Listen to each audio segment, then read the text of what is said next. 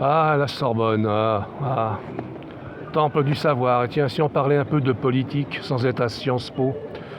Non, là, j'ai entendu dire, parce que je suis un petit peu connu ici, à la Sorbonne, je l'ai fréquenté pendant quelques temps. Et donc, on dit de moi que j'appartiens à l'extrême droite, comme si j'étais un pestiféré, un danger public.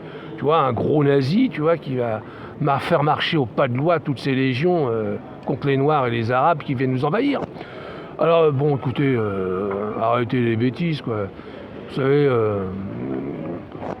on parle d'extrême gauche, d'extrême droite, enfin bon, les partis d'extrême gauche et d'extrême droite, je suis désolé, mais si le ministère de l'Intérieur n'a pas dissous ces partis, c'est que ces partis politiques en question respectent les lois républicaines, donc il faut arrêter de déconner quand même.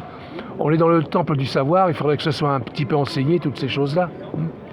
Que c'est pas si méchant que ça, l'extrême gauche, ni même l'extrême droite. C'est juste ces dérives qui vont avec, quand ils se tapent sur la gueule dans les manifestations. Voilà, quoi.